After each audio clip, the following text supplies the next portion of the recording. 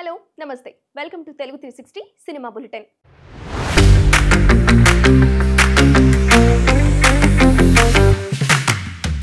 మరికొద్ది గంటల్లో box office బద్దలు చేయడానికి వచ్చేస్తున్నాయి వార్ 2 కూలీ సినిమాలు. వార్ 2 కూలీ సినిమాలు. ఈ రెండు సినిమాలపై ఇప్పటికే భారీ అంచనాలు నెలకొన్నాయి. ఒకే రోజు రెండు సినిమాలు రావడం, వరుసగా సెలవులు ఉండటంతో ఈసారి థియేటర్ల దగ్గర మోత మోగిపోవడం ఖాయమని ట్రేడ్ పండితులు విశ్లేషిస్తున్నారు. తెలంగాణలో ఈ రెండు సినిమాలకు టికెట్ రేట్ల పెంపుదల అనుమతి లభించలేదు. కాకపోతే ఆంధ్రాలో టికెట్ రేట్లు పెరిగిపోయాయి. వార్ 2 కైతే ప్రీమియర్ షోలు కూడా అనుమతి లభించింది. దాంతో ఏపీలో కూలీ కంటే వార్ 2కి ఎక్కువ వసూళ్లు దక్కే అవకాశం కనిపిస్తుంది. నైజాంలో వార్ 2కి కూలీకి మధ్య గట్టి పోటీ నెలకొంది. కొన్ని చోట్ల బల్క్ బుకింగులు కూడా కనిపిస్తున్నాయి. ఈ సినిమాకున్న క్రేజ్ వల్ల బల్క్ బుకింగులు జరిగాయా, లేదంటే కృత్రిమంగా మైలేజ్ పెంచడానికి ఇలాంటి ఎత్తుగడ వేశారా అనేది చర్చనీయాంశమై ఓవర్సీస్ లో కూడా రెండు సినిమాలు జోరు చూపిస్తున్నాయి. ముఖ్యంగా కూలీ అక్కడ అత్యధిక వసూళ్లు దక్కించుకునే అవకాశం కనిపిస్తుంది. ఈ రెండు సినిమాలు ఎలాగున్నా, రివ్యూలు ఏం చెప్పినా ఈ వారం మొత్తం బాక్స్ ఆఫీస్ దగ్గర రికార్డు వసూళ్లు కనిపించడం ఖాయం.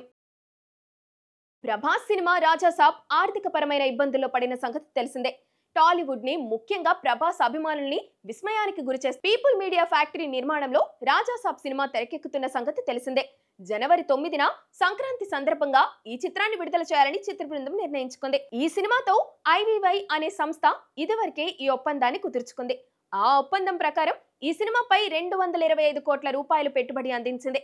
అయితే ఇప్పుడు ఆ ఒప్పందాన్ని రద్దు చేసుకుంటూ ఈవీవై సంస్థ కోర్టును ఆశ్రయించింది. అంతేకాదు, తక్షణం 225 కోట్ల రూపాయలు 18% వడ్డీతో తిరిగి చెల్లించాలని, కాని పక్షంలో రాజాసాబ్ హక్కులన్నీ తమ సంస్థకు రాసిచ్చేలా ఆదేశాలు కావాలని ఢిల్లీ కోర్టుని అభ్యర్థించింది. ఈ విషయమై పీపుల్ మీడియా ఫ్యాక్టరీ కూడా ఢిల్లీ కోర్టుకు తమ వివరణ ఇచ్చింది. సినిమా విడుదలకు ముందు ఐవీవై సంస్థకు ఒప్పందం ప్రకారం పూర్తి సొమ్మును వెనక్కి ఇస్తామని, అయితే సినిమా హక్కుల విషయంలో ఎలాంటి హక్కు లేకుండా చూడాలని కోరింది. ఈ వివాదాన్ని కోర్టు బయట పరిష్కరించుకోవడానికి ఇరుపక్షాలు ప్రయత్నించాలని న్యాయస్థానం సలహా ఇచ్చింది.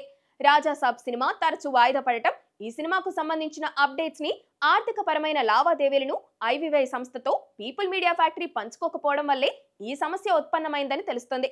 ఏదేమైనా ఓ పెద్ద సినిమాకు ఇలాంటి ఇష్యూ రావడం టాలీవుడ్ లో చర్చనీయాంశమైంది. ఈ మధ్య 10 ఏళ్ల ప్రయాణాన్ని పూర్తి చేసుకున్న అగ్ర నిర్మాణ సంస్థ మైత్రి మూవీ మేకర్స్ రాబోయే 5 ఏళ్లకు సంబంధించి పక్కా మాస్టర్ ప్లాన్ సిద్ధం చేసినట్లు టాలీవుడ్ లో గుసగుసలు వినిపిస్తున్నాయి. ఇందులో భాగంగా చిన్న పెద్ద కలిపి దాదాపు 55 సినిమాల్ని పట్టాలెక్కించే ప్రయత్నాల్లో ఉందని తెలుస్తోంది. అందుకు సంబంధించిన కథలు సిద్ధమయ్యాయని, ఒక్కో ప్రాజెక్టు కోసం ఒక్కో టీం పనిచేస్తుందని ఇన్సైడ్ వర్గాలు చెబుతున్నాయి. అంతేకాదు, మైత్రి టాలెంట్ అనే పేరుతో ఓ సంస్థని ఏర్పాటు చేసి కొత్త వాళ్లకు అవకాశం ఇవ్వడానికి ప్రయత్నాలు జరుగుతున్నాయని, మైత్రి టాలెంట్ ద్వారా ప్రతిభావంతులైన నటీనటులు, సాంకేతిక నిపుణులకు మైత్రి మూవీ మేకర్స్ లో నిర్మించే ఈ 55 చిత్రాల్లో అవకాశాలు ఇవ్వడమే కాకుండా బయట సినిమాల్లోనూ ఆఫర్లు అందిపించుకోవడంలో సహాయ సహకారాలు అందించేలా ప్రయత్నాలు జరుగుతాయన్నది తెలుస్తోంది. దేశవ్యాప్తంగా ఉన్న టాప్ స్టార్లందరితోనూ సినిమా చేయాలన్నది మైత్రి మూవీ మేకర్స్ ఉద్దేశం. ఈ 5 ఏళ్లలో అలాంటి భారీ సినిమాలు మైత్రి మూవీస్ నుంచి రాబోతున్నాయి. మైత్రి టాలెంట్ కు సంబంధించిన మరిన్ని వివరాలు త్వరలోనే బయటకు రాబోతున్నాయి. బలగం సినిమాతో దర్శకుడుగాను మెప్పించారు జబర్దస్త్ వేణు. ఈ సినిమా ఆయనకు మంచి పేరుతో పాటుగా అవార్డులను కూడా అందించింది. ఆ తర్వాత ఎల్లమ్మ అనే స్క్రిప్ట్ రెడీ చేసుకున్నారు. ముందు ఈ కథ నాని దగ్గరకు వెళ్ళింది. వేణు చెప్పిన కథ నచ్చినా నాని చేతి నిండా సినిమాలు ఉండటంతో ఈ కాంబినేషన్ పట్టాలెక్కలేదు. ఆ తర్వాత నితిన్ ని ఫిక్స్ చేశారు. దిల్ రాజు ఈ సినిమాకు నిర్మాతగా వ్యవహరిస్తున్నారు.